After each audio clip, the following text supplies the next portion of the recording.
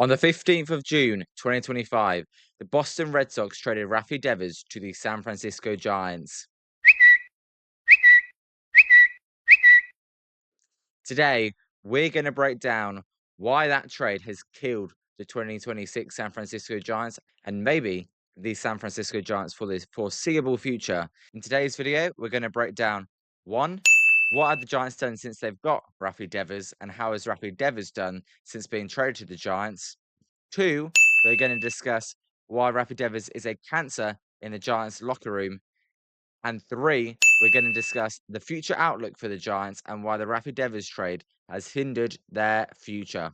All right, then, as I said, on the 15th of June, 2025, the San Francisco Giants traded for Boston Red Sox slugger Raffy Devers, giving up Jordan Hicks, Kyle Harrison, James Tibb III, and Jose Bayo. So they were the four prospects the Giants traded for Raffy Devers. Since trading for Raffy Devers, the Giants are 69 and 93. So they have been an awful team since trading for Raffy Devers, and his stats are: since being traded to the Giants, Raffy Devers is batting .239, a .325 on base, a .444 slugging, a .769 OPS, and a .115 WRC plus. That means he's only been 15% above league average. That's not the player the Giants thought they were getting.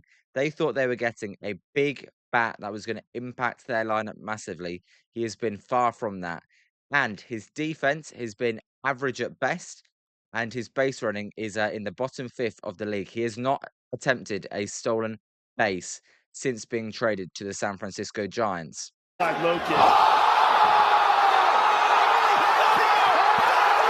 So the team has done awful since trading for Devers, and Devers has not been his self either. So that's not good for the Giants. He has got about 7.5 years left on his contract, and the Giants are going to pay him roughly $220 million. So a big contract, a big price, and he is not delivering so far. And this is his age 29 season. So he's going to be in his prime, but it's only going to get worse from here on out. What should the Giants do? Should they keep him? Should they trade him? I think you got to say, can you get off this contract as quick as possible? Because right now he is not delivering, and the team is suffering as a result of it. Oh no! We suck again! On to point number two that I was going to discuss, and it's about Raffy Devers being a cancer in the locker room. And we saw that for the first time yesterday against the Miami Marlins in Game 3. When he walked to lead the inning in the top of the ninth, he went over to first base. Rookie manager Tony Vitello decided to pinch run for Raffy Devers, as you should, with Jonah Cox, who is one of the quickest players in baseball. You're down by 1 run, you got to get speed on the bases. However, it was not that simple. Raffy Devers waved his finger, said, I do not want to come out, and refused to come out. The first base coach didn't know what to do. As a result, the umpires had to get involved, and once the manager's already made the decision, Devers had to come out the game. So Devers did come out the game. He was very frustrated, though. He was talking to himself in his helmet, and as he walked into the dugout, Jace Tingler, Giants bench coach, tried to give him a pat on the back. He avoided it like a 5-year-old and then walked straight into the Giants clubhouse, where he refused to do any interviews after the game and left his manager stranded on an island by himself.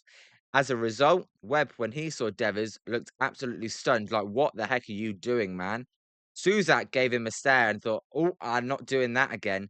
So in Boston, Raffy Devers was causing a problem for Alex Cora, the manager. Some fans thought he was a cancer in that locker room as well, and we've seen the first signs of it here in San Francisco.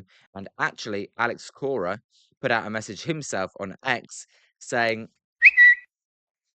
so Alex Cora then said, I told you so. And Alex Cora has been proven right, the former Boston Red Sox manager. So not only is Devers not producing to his contract, Raffy Devers has also so far looked like a cancer in the locker room.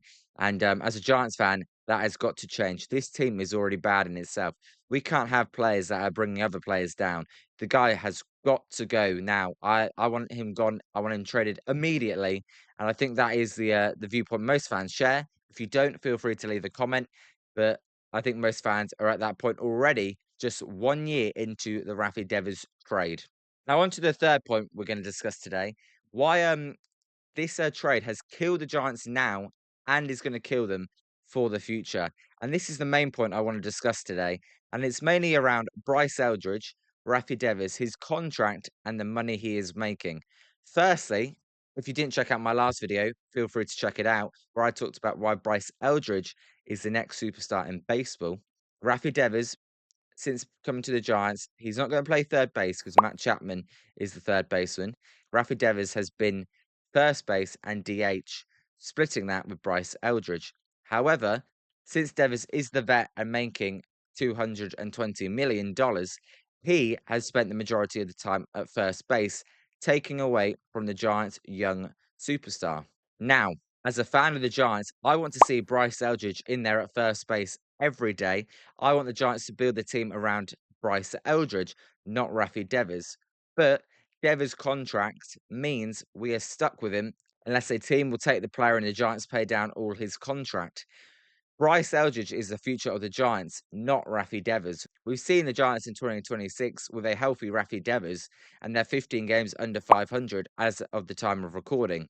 So Raffy Devers isn't helping winning, and his contract is so underwater that the team is at a detriment because of it. The Giants' bullpen has been the worst in June in all of baseball. The Giants' starting rotation, apart from Logan Webb, has been awful, and Devers' contract.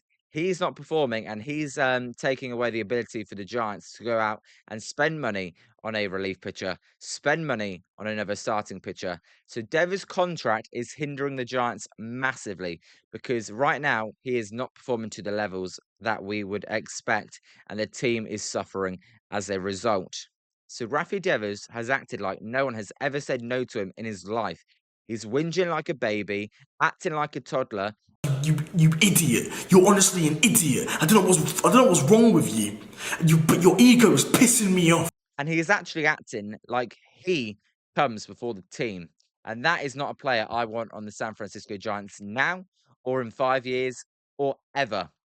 If you put the back of your jersey before the front of your jersey, then you are a clown and you need to get the hell out because that is not the culture I want on the Giants team. Today, I listened to a podcast with Tom Brady. Tom Brady discussed what a winning culture does and how you achieve that winning culture. You make sacrifices for the betterment of the team.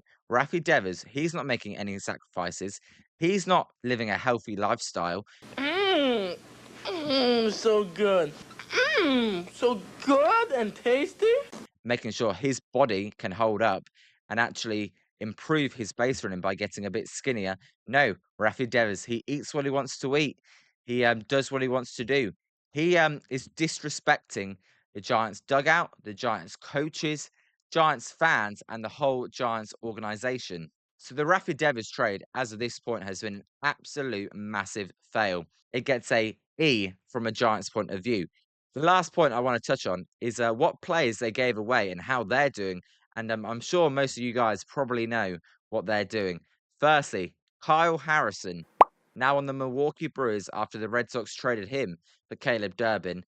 Kyle Harrison is one of the best pitchers in baseball this year, the young lefty, at 24 years old. He has been amazing for the Milwaukee Brewers, gathering over 11 strikeouts per nine with a low to mid twos ERA. Absolutely amazing. And he could have been number two behind Logan Webb in the Giants rotation. The next player is James Tibbs the third. James Tibbs the third is now on the Dodgers, and he has been tearing it up in their minor league system in AAA.